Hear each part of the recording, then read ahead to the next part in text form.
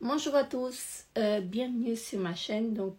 Aujourd'hui, je vous retrouve avec une vidéo. Ça va être une vidéo un peu spéciale. Donc, vous pouvez voir, je suis pas dans un endroit comme d'habitude. En fait, je suis dans mon lit et je voulais vous parler en fait de quelque chose en fait qui peut nous arriver, hein, d'un jour à l'autre. Hein. Chez moi c'est pas nouveau, hein, donc c'est ça se manifeste assez souvent, mais j'avais envie de vous en parler parce que jusque-là j'ai pas parlé de ça. Je vous ai parlé de ma fibromyalgie, mais tout ce qui est avec en vidéo, tout ce qui concerne en fait la vidéo d'aujourd'hui, je vous ai jamais parlé. Euh, j'ai envie de vous en parler et j'ai pris mon téléphone, donc je voulais vraiment filmer cette vidéo. Je suis désolée, je suis un peu essoufflée, mais bon bref, ça va aller. Donc ça va un peu mieux. C'est pour ça que j'ai pris le téléphone en fait pour filmer, sinon je ne l'aurais pas fait.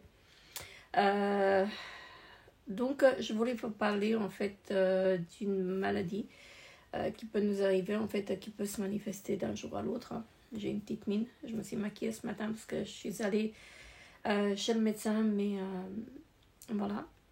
Malgré le maquillage, en fait, j'ai une petite mine. Je disais en fait que c'est une maladie en fait qui peut surgir, hein, d'un jour à l'autre et que qu'on se prépare pas en fait à ça et que voilà, ça nous tombe en fait du ciel, comme ça, sans nous avertir. Il s'agit du syndrome de Meniere. C'est une maladie en fait qui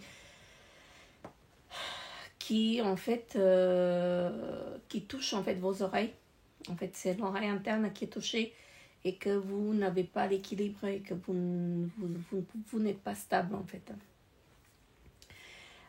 Ici, moi j'ai pris quelques petites notes, hein, que je vais regarder, je vais vous en parler parce que je n'arrive pas en fait à tout retenir. Moi la première fois que ça m'est arrivé, il y a quelques années, il y a à peu près, on va dire 7-8 ans. Ça m'est arrivé avant la fibromyalgie. Donc je sais que j'étais au boulot et à cette époque-là, j'étais caissière. Et quand je suis, en fait, c'est arrivé d'un coup, en fait. C'était dans l'après-midi, je me souviens, dans la soirée même. C'est arrivé, en fait, d'un seul coup. J'ai regardé en bas, en fait, j'étais en train de rendre l'argent à un client. Ça, je me souviens comme si c'était hier. J'étais en train de rendre l'argent, la monnaie, en fait, à un client. Et d'un coup, en fait, je commençais à avoir d'un coup, en fait, les vertiges. Mais ce ne sont pas des vertiges en fait habituels qu'on peut avoir. Ce sont des vertiges que vous avez l'impression en fait de tomber, que vous passez à travers je sais pas, à travers le siège quand vous êtes assis ou à travers le lit quand vous êtes allongé. Et moi, je ne savais pas ce qui m'est arrivé, en fait. Moi, j'ai continué à travailler. Mais uniquement quand je regardais en bas, en fait, c'était vraiment... Je ne sentais pas le sol, en fait, sous mes pieds. Et j'ai tenu jusqu'au bout. Je ne sais pas comment j'ai tenu. J'ai rien dit à personne. Je crois qu'il était vers 18h et moi, je terminais vers 19h, en fait, à cette époque-là. Et je me souviens en fait que j'étais allée au boulot avec la voiture, donc je ne sais même pas comment je suis rentrée à la maison avec la voiture. Et en plus, j'ai passé en fait prendre la petite, en fait à l'époque elle était petite, donc à prendre la petite en fait à l'école. Et je me souviens, Je suis même pas passée à prendre une pizza pour le dîner parce que je me sentais pas capable en fait de préparer quoi que ce soit à manger. Et une fois rentrée à la maison, je leur ai mis à manger aux filles. Moi, j'ai rien pu avaler, donc je me sentais pas bien en fait. Dès que je me tournais, en fait, je tournais la tête à gauche ou à droite. C'était plutôt à droite que je ne pouvais pas tourner la tête. J'avais les vertiges, en fait, je ne sentais pas le sol sous mes pieds. Et je dis, c'était pas habituel, en fait. C'était pas comme d'habitude, en fait, quand j'avais des vertiges. En fait, parfois, on a des vertiges et voilà, ça passe. Mais là, c'était vraiment intense. Et mon mari, il n'était pas là, en fait, il était en déplacement. J'étais toute seule avec les filles. Donc, je me souviens que je me suis couchée et que je ne pouvais pas m'allonger. C'est là que je ne comprenais pas. Parce que quand je m'allongeais, en fait, j'avais l'impression que je passais à travers mon lit et que je sentais même pas le lit, en fait. C'était vraiment atroce et c'est vraiment un truc que vous comprenez pas, en fait. Le lendemain, je suis pas allée travailler, donc je suis allée voir le médecin. J'ai ramené les filles à l'école et je suis allée voir un médecin parce que je comprenais pas en fait qu'est-ce qui se passe en fait. J'avais jamais ça en fait. Et en plus, ça me donnait envie de vomir. C'était vraiment pas possible. Et donc après, il m'a dit oui, je sais à peu près ce que vous avez, mais on va faire des tests, vous allez voir un ORL et on va faire des tests et on va voir est-ce que c'est bien ça ou pas. Donc, quand je disais, en fait, je suis allée 2 jours après, je suis allée voir le médecin, enfin l'ORL, et donc il m'a fait un tas de tests. Hein.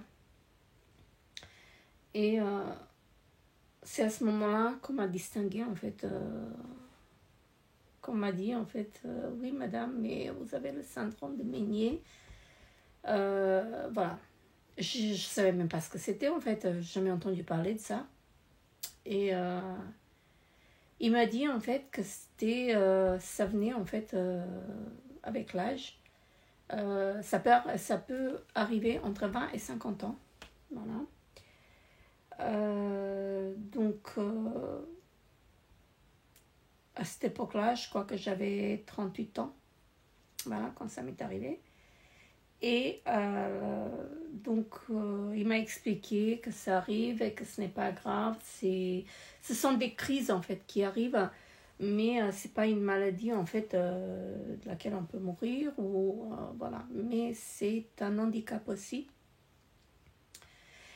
Donc ici, moi j'ai trouvé sur internet, parce que j'ai pas la tête en fait à vous dire maintenant, de tête comme ça, je me souviens vaguement en fait de ce qu'il m'a dit à cette époque-là. Mais c'est vrai en fait que c'est assez difficile de vivre avec ça, surtout quand vous avez des crises. Donc la première fois que je reviens à l'époque où j'ai eu la première fois la crise, donc c'était une crise qui était très intense, très forte et qui durait en fait 4-5 jours. Après, j'avais en fait, ça se répétait, mais c'était plus espacé et c'était, comment dirais-je, c'était en fait moins fort, mais que ça durait plus longtemps.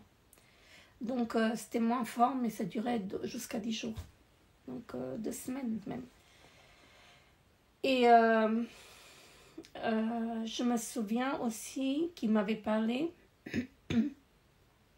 que ça peut venir du stress ou des courants d'air quand vous avez trop froid aux oreilles. Donc ça peut venir de ça aussi, ou que vous êtes trop stressé, que vous avez des problèmes. J'avais pas autant de problèmes en fait, pas de problèmes très très graves. Donc voilà, dans la vie de chaque personne, il y a des problèmes. Donc voilà, je n'avais pas de problème très grave à cette époque-là. Donc je comprenais pas en fait.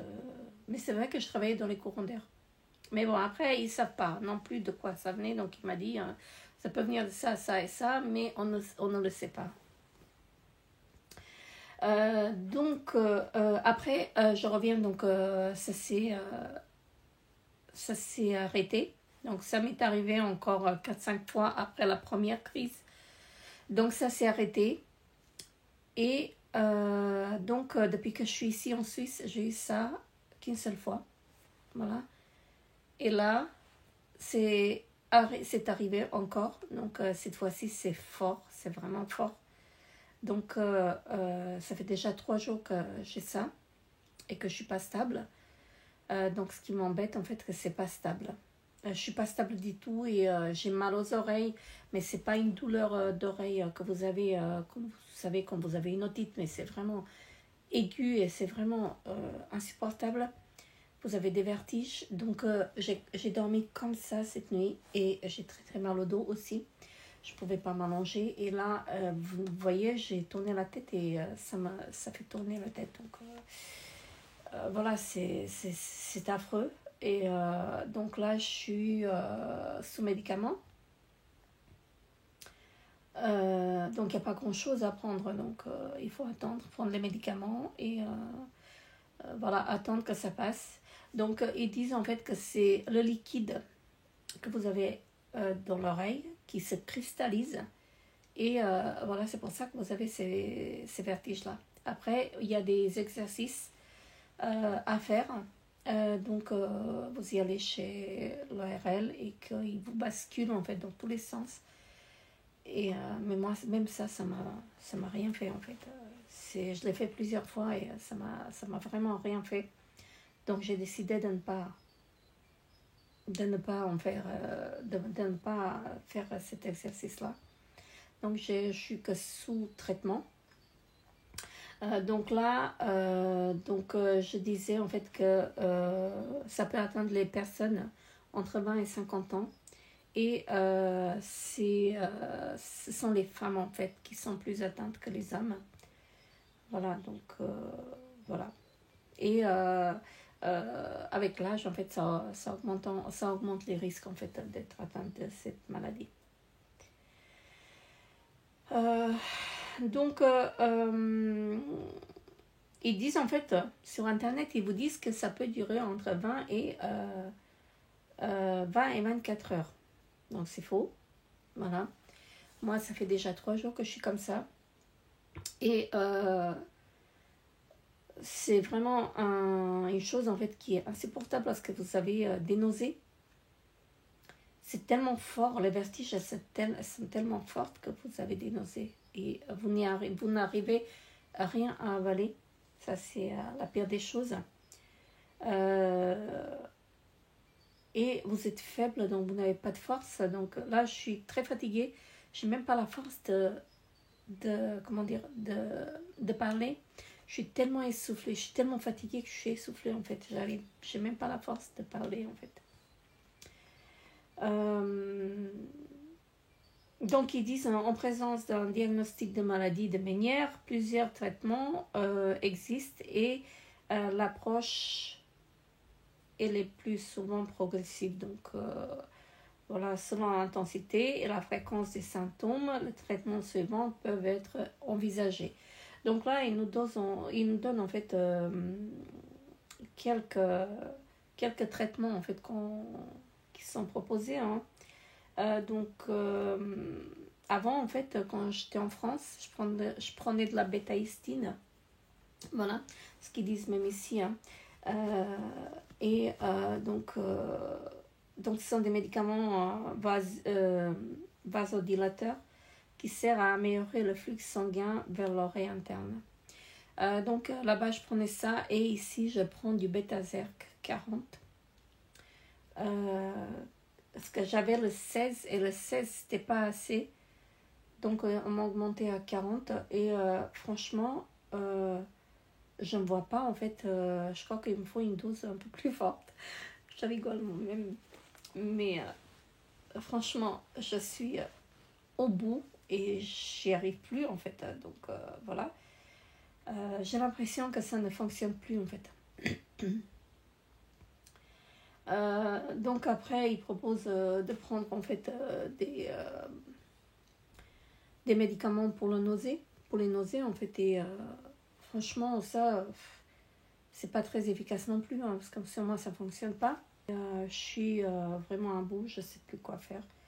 Ça m'énerve, donc il n'y a plus qu'à attendre. Et il faut boire beaucoup pour pouvoir éliminer en fait, pour que ça passe plus vite. Mais j'arrive pas à boire parce que j'ai des nausées en fait. Si j'en bois trop d'eau, j'ai des nausées et ça me facilite pas la tâche. Après, je rajoute un peu de citron, hein, ou de l'eau gazeuse, j'en prends pour pouvoir boire en fait, parce que l'eau plate, j'arrive pas en fait.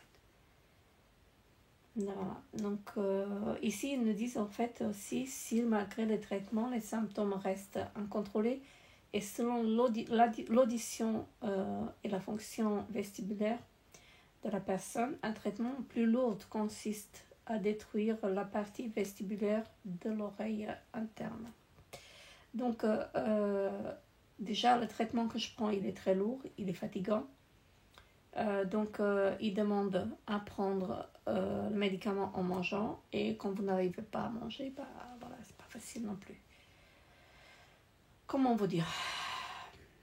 Et la pire des choses, c'est que voilà, ils ne savent pas de quoi ça peut prévenir. Donc, vous êtes détruit en fait, vous avez mal et qu'il n'y a rien en fait qui vous soulage.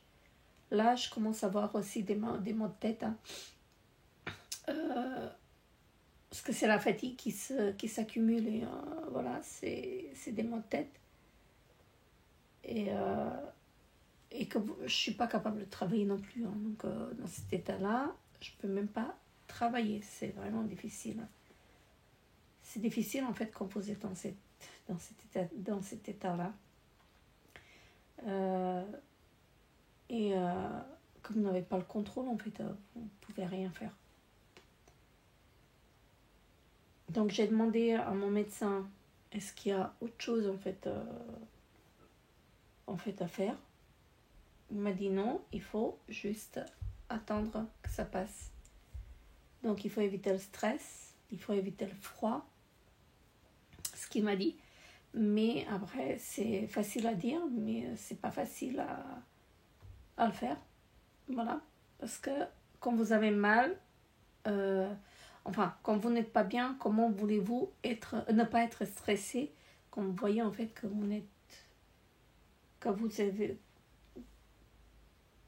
pouvez rien faire en fait pour vous sentir mieux que rien que attendre. Voilà. Donc la maladie disent aussi que c'est une affection de l'oreille interne, ça on le sait. Hein. Donc aussi ils disent que la maladie de Meniere est une affection de l'oreille interne qui provoque des vertiges, des acouphènes, et des acouphènes j'en ai beaucoup même, et ça c'est pas possible. Et ça commence comme ça en fait, avec des acouphènes au début. C'est pour ça en fait que je m'attendais pas là. J'avais déjà oublié parce que ça fait déjà 3 ans que j'ai rien eu, et là ça m'est arrivé. J'ai déjà oublié en fait les symptômes avant que ça arrive en fait. Voilà, j'ai oublié. Je me souviens maintenant que j'avais des acouphènes. Voilà, donc et ils nous disent une sensation de plénitude de l'oreille, une perte auditive. Oui, j'avais l'impression en fait que j'avais de l'eau dans les oreilles, et que je sais en fait que je me protège les oreilles quand je me lave les cheveux, quand je me douche. En fait, quand je me lave les cheveux, surtout, je me protège les oreilles parce que je sais que j'ai des problèmes comme ça en fait. Et je me suis réveillée avant-hier le matin. Je me suis réveillée et j'avais en fait les oreilles pleines d'eau en fait. C'était vraiment voilà, et c'est là que ça a commencé. Donc ils disent aussi que ça survient brutalement par crise répétée, et c'est vrai, ça vient d'un coup, et c'est difficile en fait, et surtout quand vous êtes en voiture. Moi je n'étais pas en voiture, mais quand vous êtes en voiture, si ça arrive dans la voiture, mon Dieu, c'est difficile en fait, parce que vous pouvez pas tourner la tête, parce que vous avez des vertiges, vous pouvez pas regarder il faut vraiment fixer moi j'ai vraiment besoin de fixer comment ça s'appelle, un point pour pouvoir me lever, et que je puisse commencer à fonctionner, hein, parce que sinon, voilà, j'y arrive pas, en fait, j'ai l'impression de partir, en fait, si je fais pas ça, en fait, si je me lève brutalement, bah, j'ai l'impression, en fait, que je vais partir, en fait. C'est très, très, très désagréable, hein. Donc, voilà. Donc, voilà, j'avais envie de partager ça avec vous parce que, franchement, je sais pas, peut-être que ça va aider quelqu'un. Parce que moi, ça a mis, en fait, ça a mis peut-être 4 mois, 5 mois pour me dire, en fait, que c'était vraiment uniquement ça que j'avais, en fait, le syndrome de Ménière. Franchement, je peux vous dire, en fait, que c'est difficile de vivre avec ça, en fait, quand vous avez l'impression d'être handicapé, hein, parce que vous ne pouvez pas bouger, vous ne pouvez rien faire, vous ne pouvez pas manger comme il faut prendre les traitements et que vous n'y arrivez pas à manger. Si vous prenez les médicaments avant de manger, en fait, sans manger, je veux dire, vous n'êtes pas bien non plus. Donc voilà, c'est difficile. C'est difficile et c'est épuisant.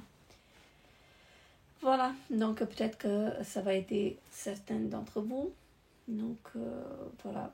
Mais après, comme je disais, en fait, moi, je partage avec vous mon propre avis. Mais il faut voir aussi, il faut consulter le médecin. Moi, je ne suis pas médecin, donc moi, je vous dis en fait uniquement ce que je partage avec vous, uniquement mon propre, enfin, ce qui m'est arrivé. Hein. Je ne trouve plus de mots à parler, parce que je suis tellement épuisée. Donc, voilà. Donc, comme je disais, il n'y a pas grand-chose à faire, à part que attendre et prendre les médicaments. J'ai essayé aussi de faire du yoga, parce que ça ou de méditer, mais je ne peux pas fermer les yeux, parce que ça me donne envie de... Enfin, ça me fait tourner la tête quand je ferme les yeux, et ça, c'est agréable aussi. Donc, j'ai essayé de méditer en fixant un point. Uniquement, je mets de la musique de relaxation et j'essaie en fait de vider ma tête, en fait, de me changer un peu d'esprit, parce que sinon, à rester comme ça, à rien faire, je peux même pas lire, en fait, parce que il faut que je regarde en bas et il faut que je bouge les yeux. Quand je bouge les yeux, en fait, ça me fait tourner la tête. Ça me donne des vertiges, quoi. C'est vraiment catastrophique, on va dire ça comme ça. Pour moi, ça l'est, en fait, parce que je suis pas habituée à rester au lit. Je suis pas quelqu'un, en fait, je suis pas quelqu'un, en fait, qui reste sans rien faire, quoi. Mais j'ai pas le choix. Donc, il y a ça aussi qui joue, en fait, sur moi maintenant, parce que je suis quelqu'un qui bouge trop et je suis quelqu'un qui ne reste pas en place, et là j'arrive pas, en fait, à me calmer. Ça me stresse, en fait encore plus, ce qui n'est pas très conseillé dans mon état. Voilà. Et puis voilà, quoi, il y a juste à attendre. Donc là, je viens de trouver sur un site les syndromes de la maladie de Ménière.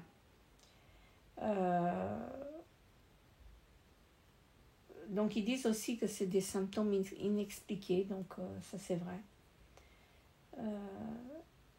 Donc on ne sait vraiment pas de quoi ça peut venir. Hein. Donc là, on peut dire que ça vient de ça et de ça et de ça, mais après on peut pas savoir de quoi ça vient exactement. Ils disent aussi que certaines personnes souffrent d'une perte d'audition ou de troubles de l'équilibre permanent et irréversible. Alors, moi, je n'ai pas la tendance d'avoir des pertes auditives, mais j'ai des sifflements dans les oreilles. Voilà. Ça siffle vraiment beaucoup et ça, c'est gênant aussi. Donc, Donc ils disent en effet, durant les crises répétées, des cellules nerveuses responsables de l'équilibre peuvent mourir et elles ne sont pas remplacées. Il en va de même pour les cellules responsables de l'ouïe. Donc oui, ok, mais il n'y a pas grand chose à faire, quoi. Voilà, on prend comme ça vient et il y a juste les médicaments, les traitements à prendre et à attendre que ça passe, et en priant en fait que ça, il n'y a rien en fait qui se, comment dirais-je, qui, on prie en fait que tout reste comme il faut en fait, qu'on n'a pas de perte d'audition, hein, il manque ça. Voilà, et voilà. Donc je vais arrêter de blablater parce que ça m'épuise en plus. Et donc voilà, je voulais juste partager ça avec vous pour peut-être que ça va aider quelqu'un d'entre vous en fait, si vous avez des problèmes comme ça en fait. Parce que c'est difficile en fait c'est difficile aussi d'en parler, hein, parce que c'est pour ça que ça va faire 10 ans presque peut-être que j'ai ça, que j'ai jamais parlé, et là je me suis dit il faut que j'en parle parce que voilà, peut-être que ça va aider quelqu'un d'entre vous en fait, peut-être que vous avez des symptômes et que vous ne savez pas, donc il faut consulter et voir pour que vous n'y arrivez pas à ce stade-là, peut-être que vous pouvez agir avant en fait que ça vous arrive. Et donc je vais arrêter de blablater, je vais vous laisser, donc je vous retrouverai très très bientôt dans une autre vidéo, en espérant donc être en meilleur état que maintenant. Mais je voulais vraiment partager cette vidéo avec vous. Sur ce, n'hésitez pas à vous abonner à ma chaîne si ce n'est pas encore fait, hein. Et donc portez-vous bien, on se revoit très très bientôt. Bye bye.